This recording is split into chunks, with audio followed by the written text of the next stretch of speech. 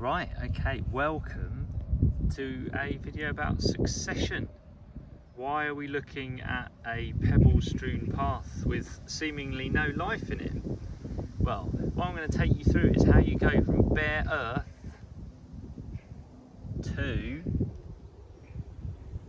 woodland, deciduous woodland, and we'll construct a little timeline for you to show how that happens with no human interaction. So the point here with succession is we start from bare earth and we go to what's called a climax community. So that's the final stable community that would no longer change even after hundreds and hundreds of years if the climate doesn't change and if humans don't get involved. Okay, sometimes the climax community is known as the climatic climax because our climax community is broadly deciduous woodland, usually dominated by either beech or oak, and but for example up in the Russian steppes the climax community could be a evergreen fir tree forest. Okay, so what you need for succession is a place with certain abiotic factors, so temperature, moisture, soil content, all these things that you can measure, and you need time. So although I'm going to change my geographical location to show you different points in succession, you have to understand that in succession we keep returning to the same place through time.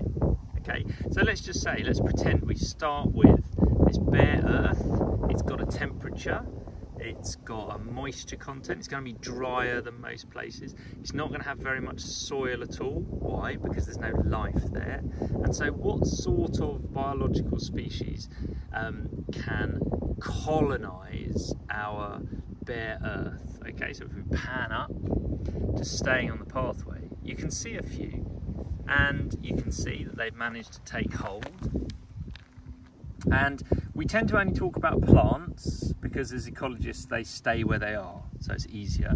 But let's have a think. So the first stage in succession from bare earth to some life, the species that you see down here, they will be known as pioneer species. So that is the first species to grow in a place that used to have nothing. Characteristics of pioneer species, they tend to be very quick to grow, very quick to go through their life cycle, and they have very few requirements. They actually don't need very many nutrients. They often don't need much water, so therefore bare earth can provide everything they need.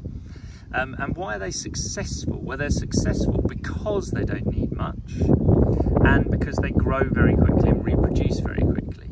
However, one thing they are not, or tend not to be, is very good at competing. So here you can see there's intra-specific competition for space with this one, this sort of chamomile.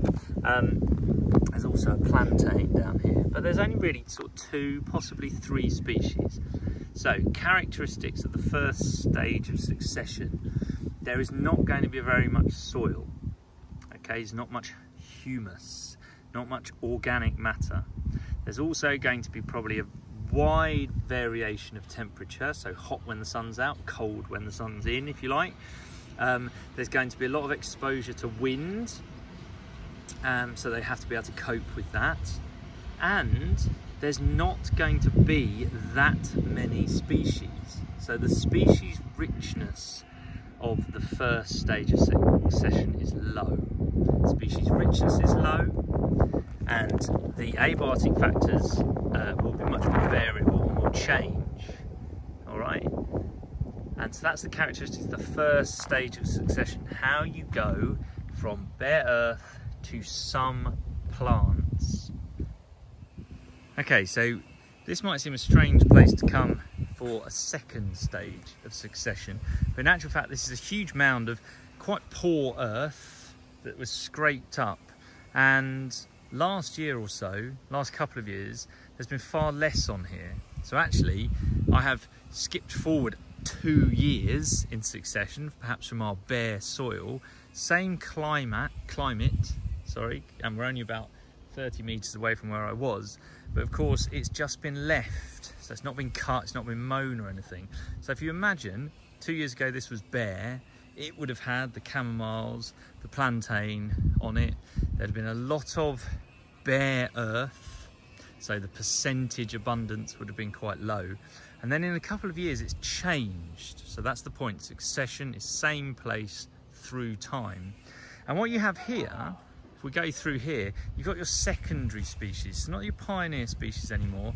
You've got the species that can cope perhaps with some harshness, but they need more humus, they need more soil content, they need other things to have lived there first. So this, if you like, is our second stage of succession. The species richness will have gone up, but not because we've added to the species. We haven't gone, oh yeah, we've still got our pioneer species and now we've got other ones. In actual fact, it's a totally new set of species that are coping and surviving. And in fact, for Britain, we've got classic, the thugs, the second set of species. You've got some thistles, you've got nettles, and you've got bramble. Okay, there's a few grasses poking through, but essentially these have out-competed the pioneer species. Okay, so the pioneer species were great at surviving where conditions were really harsh, and they died. They provided nutrients into the soil, enriching the soil to allow these second set of species to come in. So although the species richness has gone up, it's not because we've just added new ones. They've been out-competed. Nettles, brambles, amazing competitors. They still have some of the characteristics of pioneer species. They grow very quickly. However, they have a permanence to them. Okay, so you stop seeing annuals. So pioneer species often grow quickly, set their seed, wait till they can grow again next year. These guys, your brambles, your nettles, stay around all year and get bigger and bigger and bigger. So in the next stage of succession, the cover is there's much greater ground cover, there's more biological mass, and therefore there's more species richness. Arguably, if you can see on all the brambles with the flowers out there, a huge number of different sorts of bees. There's some honeybees, there's bumblebees, there's some hoverflies. It's heaving with bees, beautiful. So the biodiversity's gone up as well, okay? But again, it's becoming dominated by a few species. But the brambles, the nettles, are continually changing those measurable factors. It is going to be much cooler down near the soil than it is at the top. There also may be some seedlings from a few nearby trees. And that, if we give it time, is going to continue the succession story. Okay, stage 3 of succession. We have, in some areas, our thugs, our bramble, and our nettles. A few other species have managed to grow through them. But some of those seeds from nearby trees have managed to grow. They've grown big enough that they are not out-competed by the brambles and the nettles, and you start to see them growing. So you go from having just these pioneers to the sort of secondary, increasing the species richness, and then we start adding in shrubs and trees. In some respects, this stage of succession has the highest species richness, number of different species. So you've got everything from the second stage, but you're also adding in trees, which of course then adds in hundreds of niches for other organisms. So the biomass is going up because the plants are getting bigger, they have more mass. The soil is getting thicker and deeper. And if you like, this is well on the way to your climax community. The highest biodiversity, because light can still get right through to the floor, so there's lots of opportunity for all of the shrubs and other plants and the annuals to grow. But these trees hidden amongst there is the future of succession. So stage 3, often seen as the point at which you have the greatest species richness, the greatest mix of organisms, and also potentially quite a high biomass and soil depth. But the biomass can go higher still, when in actual fact these trees come to reach their climate. So the final stage in succession is when you reach a stable community that will just keep itself going and almost remain unchanged unless there is there's climate change or often humans come in. Now, ignore the grass at the front, but just pause for a moment in your own grounds of your own school for this utterly beautiful organism. I would suggest that is somewhere between 150 and 200 years old. And if it wasn't for the mowing and the cutting and the playing fields and the railway next to it, this would be one of hundreds of oak trees that would mark the climax community for southern Britain. Now, depending on the soil type, you could get beech to dominate. But look what happens. I'm now under the canopy of the oak. Again, ignore the green waste, it's the best I can do. And you start to think, right, the climax community for us requires decades, potentially centuries, for trees like this to establish themselves.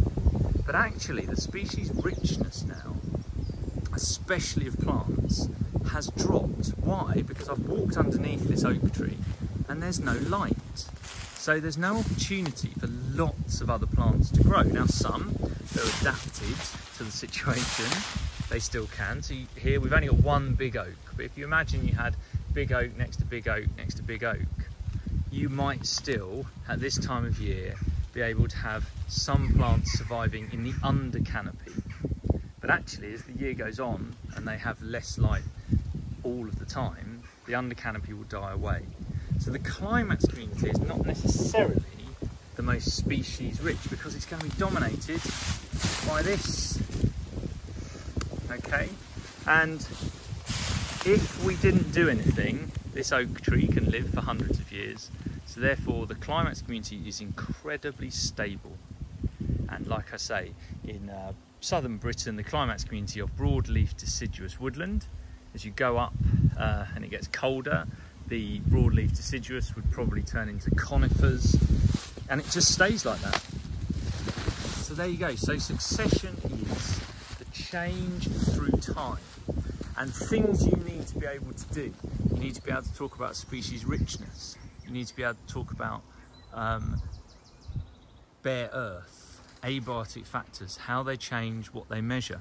Why do they affect the species that can grow? So if I look back over towards that bin, that's where I started, by the path, the temperature fluctuation is massive over there. The water is only there for maybe a few minutes after it rains.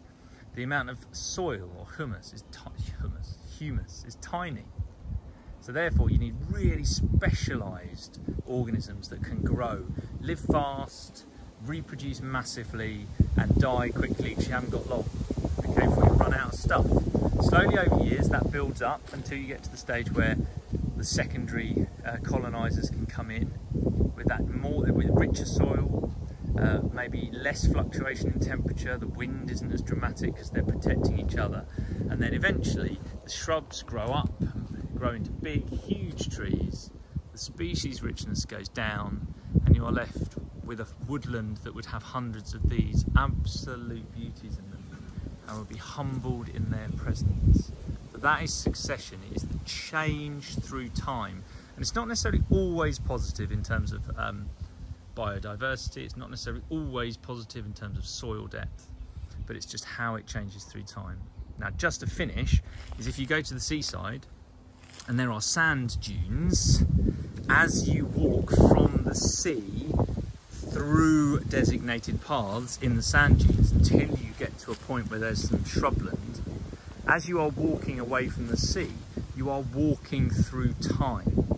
So the further from the sea, the longer those sand dunes have been there. So therefore you can actually see succession in one place, if you like. All right, so the other example of succession often used is sand dunes.